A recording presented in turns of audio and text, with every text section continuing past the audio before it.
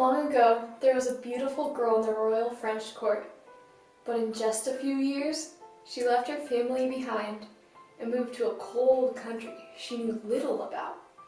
But she fell in love with a handsome Scotsman and had 3 children, James, Robert, and Mary.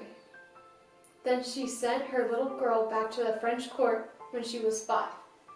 She did not see her until 13 years later, when she was 18. Doesn't that sound like the story of my mother, Mary of Guise? Actually, it's a story of her lady-in-waiting, Mary Paris. Mom, so we're going to see the Queen? Well, I'm going to see the Queen's mother, and you are going to see the Queen. What do you mean? Well, the Queen is a little girl, just like you, so you can play with her. Is she an evil queen or a nice queen? She's a beautiful, sweet girl, just like you. Does she have any magic powers? How can she be a queen if she's my age? Well, when the Queen was only 6 days old, her father died. She was my mother's best friend, came to Scotland as her lady-in-waiting, married Lord Sutton, and also named her sons James, Robert, and her daughter Mary. However, her Robert and James did not die as infants like my brothers did, but her little Lady Sutton grew up to be just like me. Very tall, with big beautiful eyes, sweet and intelligent. She was quiet and shy, but with strength tougher than steel. When we were young, she would always look at me with her big eyes and smile. She did not talk much, but when she started, you couldn't stop her. Today I will tell you a story of Scotland's king, our hero, Robert the Bruce. Scotland's king? Is he your grandfather? Yes, but he's more like my grandfather. Is he handsome? Yes, the most handsomest of king. Even more handsome than Robert? I think just like Robert, but he was a brave man.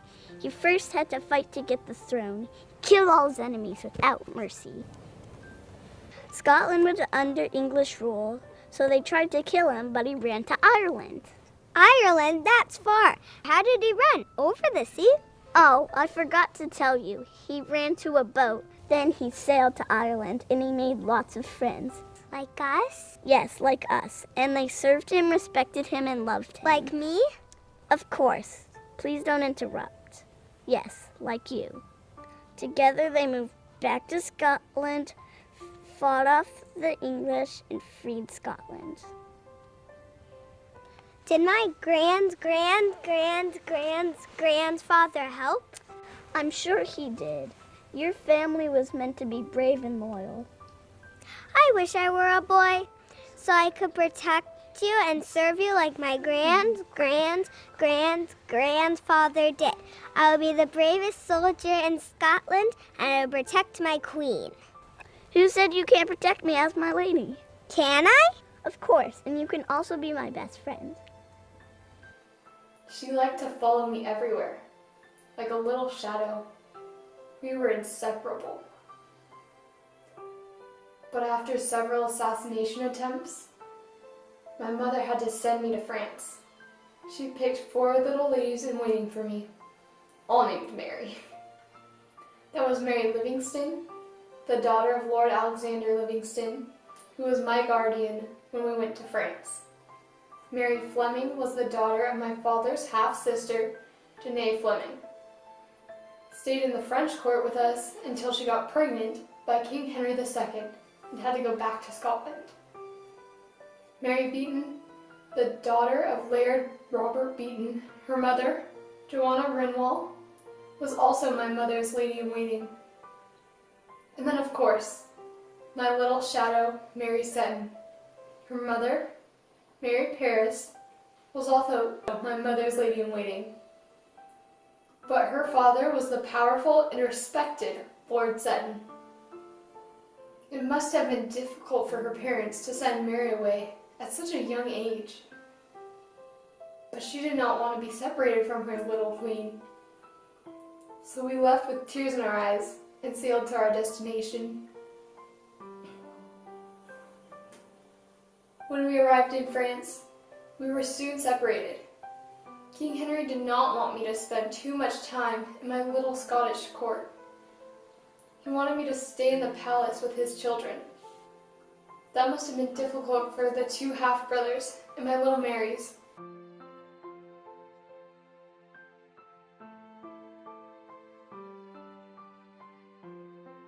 After a few years, King Henry agreed to my request to have my Marys around. So we were together again. I was so happy to have my friends around. Mary? Yes, Your Majesty. Lady Fleming, I like your dress today. Did your mom make it for you? Yeah, my mom gave it to me. It's cute, right? You are so lucky to have your mom with you. I miss my mom. I miss mine. I miss my mom too. Come on, don't be sad. Scotland will be so cold. And don't you love French cuisine? Yes. But I still miss my mom. Plus, we have each other, right? How about this? Since we are all Marys, how about we pick a name just for us? You're the queen, so that's your name. I think we should call Lady Beaton Beanie. I don't like that name. It sounds like a cooking maid. No, Beanie means meddlesome. You are always full of spirit. I think that will be perfect. Really? Okay, I'll take it. Lady Livingston should have the name of Lively, because that means full of energy. Thanks, Your Majesty, for the name. What do you think we should call Lady Fleming? How about fly? No. How about flower? That sounds so stupid. How about Flora?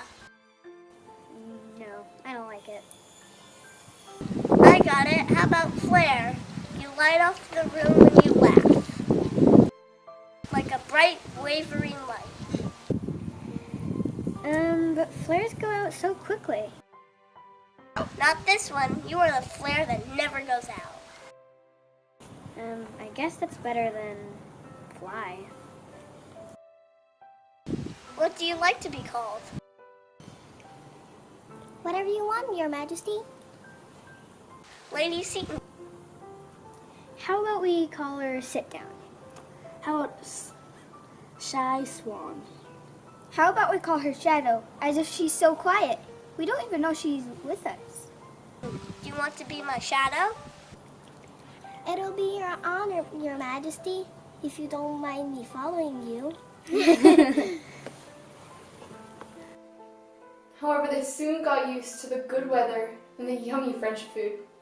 As for me, I became close with my future in-laws and had lots of fun growing up with Francis, my future husband. Francis was 1 year younger than me, but he was shy and quiet. We were like best friends since the day we met. He was so nice to me. Even his mother got jealous for all the attention he gave me. I have a gift for you. What is it? How cute. What's it for? It's so you can always sit by my side. That's good. I like to sit next to you so I won't look so tall.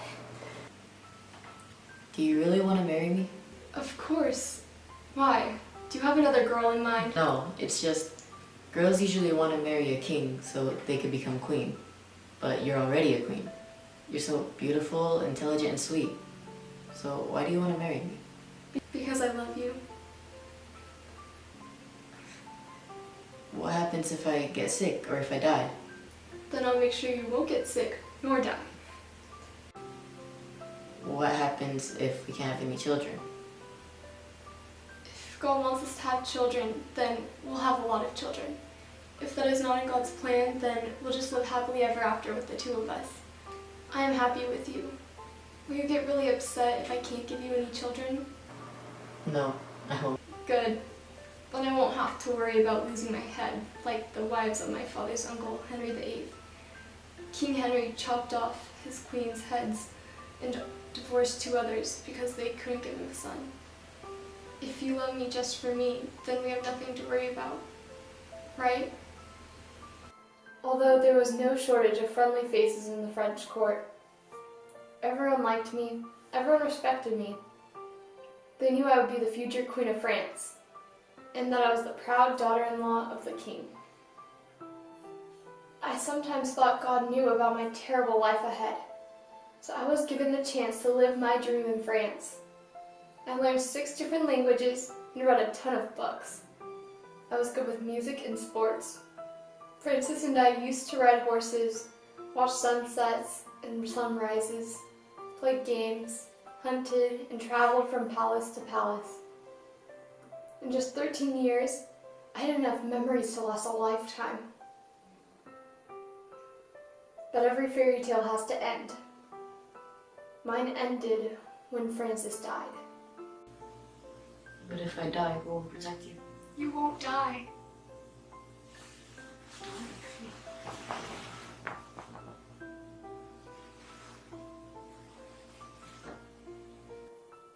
I remember begging God not to take my Francis. I couldn't bear losing him. But God took him anyway. I was lost without him. I really didn't know what I would do. My 4 Marys made vows to stay single until I married again. The king is dead. My God, no. Where's the queen? She must be devastated. The queen is beyond herself. She has been praying and fasting, but God will not grant her wish. I want to see the queen. She needs us now. We can't see her. She's in isolation for 3 months to make sure she's not pregnant. Don't cry, Shadow. There's nothing we can do. It's God's will and we must obey. Queen, what will happen to the queen? I don't know, but our queen is strong. She'll get through it. I want to be with the queen. Can I be with her? You must get Queen Dowager's permission. She's very upset. She blames our queen for bad luck and not taking care of the king. That's not fair. Queen's the best. Not in Queen Catherine's eyes. I want to be with the queen forever. I will not marry until she's happily married. Lively and Beanie and I feel the same way. Let's vow never to get married until the queen is married. They did not tell me this, or I would have not allowed them to share my grief that way. 9 months later, I moved back to Scotland with my entire Scottish court. When I learned about the vows my Marys made, I was touched by their sacrifice. But I told them that I did not want them to bury their happiness with mine. I let them know that they could be married and still be my ladies and my friends. Lady Beaton fell in love with Thomas Randolph, Queen Elizabeth's English ambassador. He asked my Lady Beaton to spy on me. She refused and jumped that jerk. In 1566, she married Alexander Ogilvy. She had a son and a life that she deserved. Some people said Lady Beaton was the one who wrote the casket letters, as our writings are almost identical. And the English ambassador's Thomas Randolph still had many of the love letters she wrote. I don't know if they used her letter, but I knew she wouldn't plot against me. We were friends forever. Then in March of 1565, Lady Livingston married John Semple of Brushskills. I was very happy for them, so I granted them some land as a wedding gift. John Knox, the Protestant minister who hated me for being a woman of status, attacked my grant. He said I should grant land to people serving the country instead of giving land to my friends. How unfair was it? Those ladies had served me honorably and faithfully. Why is it wrong to thank them for their sacrifice to their queen and their service? Then my cousin, Lady Fleming, sacrificed more for me than she should have. Lady Fleming was beautiful and intelligent. She married the Secretary of State, William Maitland, in 1564.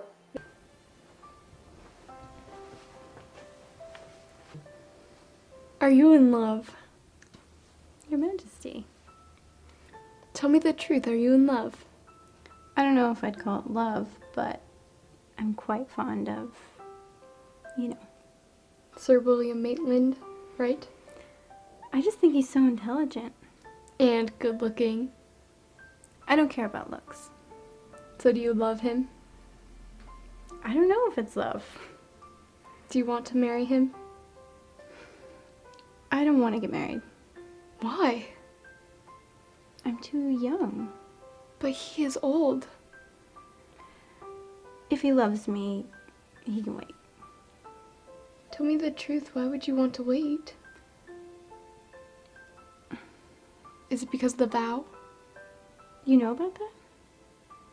I release you from your vow. Marry if you love him. Your Majesty, you're not married. Do not worry about me. Do you know how hard Sir William Maitland tried to find me a husband just so that he could marry you? He even suggested I marry Queen Elizabeth's Master of Horse. Oh no. If you don't marry him, he may make me marry a horse or auction me off. Mary, I order you to break your vow. Fleur, I just want you to be happy. They married and had 2 wonderful children. However, I thought Maitland betrayed me when he came with the wards to kill Rizzio and signed the bond with Warden Murray and Bothwell to murder Henry. However, he pledged his loyalty to me after I was held in England and I had no one but him to represent me in the trial against me. So he was given my trust and the impossible task to help me. Maitland paid back the wrongs he did before with his life. He gave up everything trying to rescue me. It was a failed cause. After Queen Mary fled to England in 1568, I joined the new government. But I acted in her interest and formed a party to restore her to power.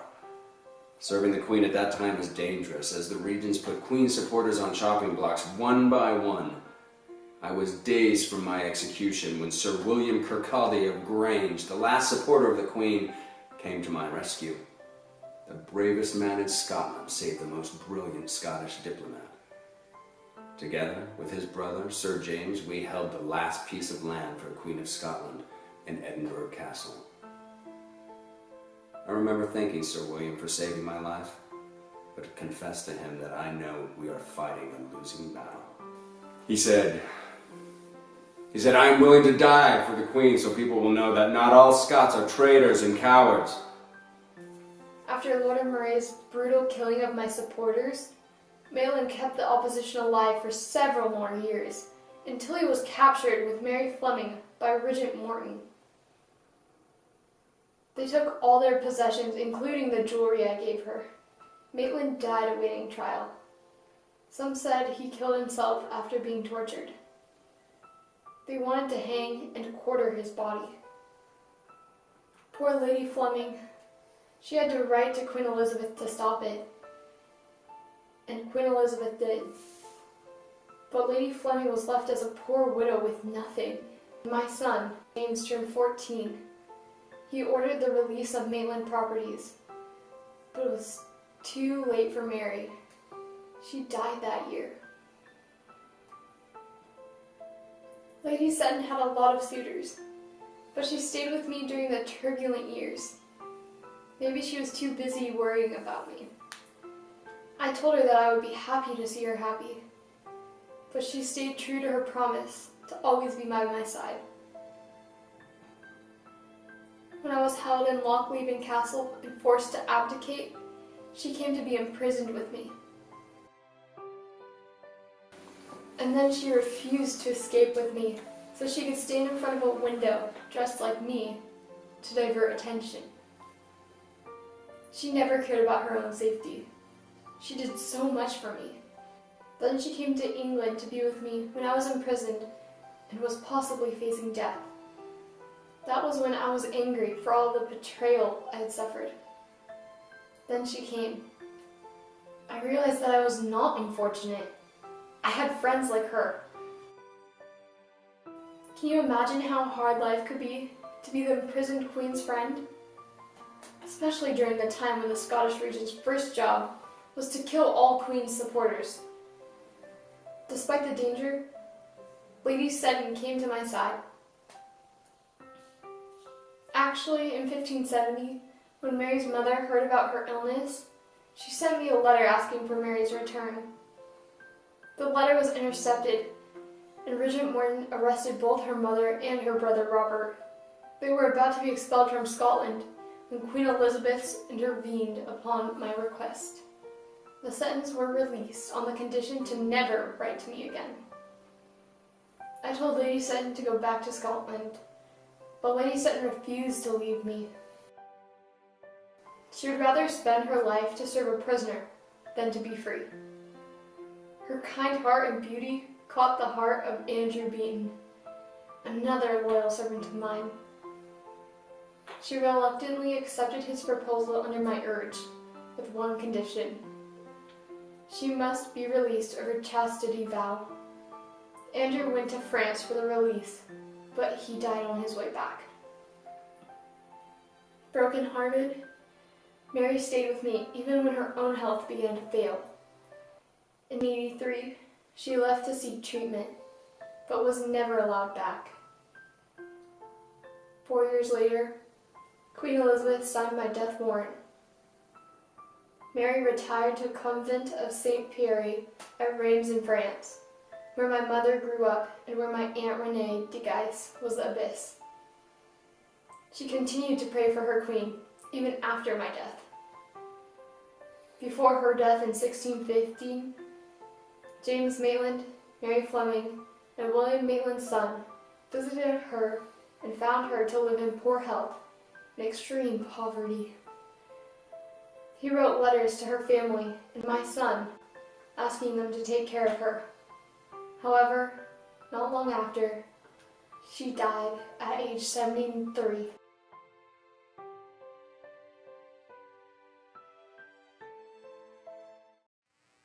Why am I alone in this world?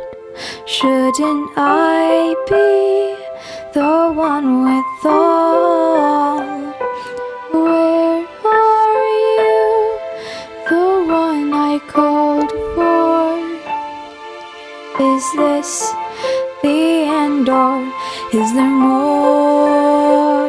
I was a girl with a dream not meant for me nor for you.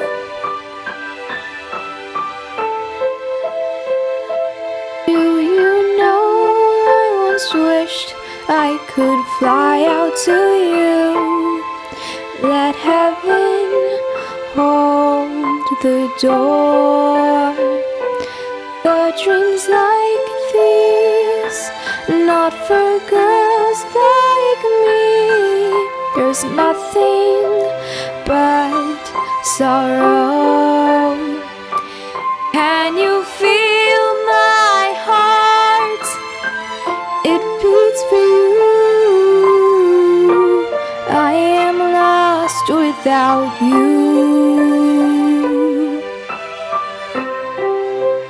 Every time when I think of you,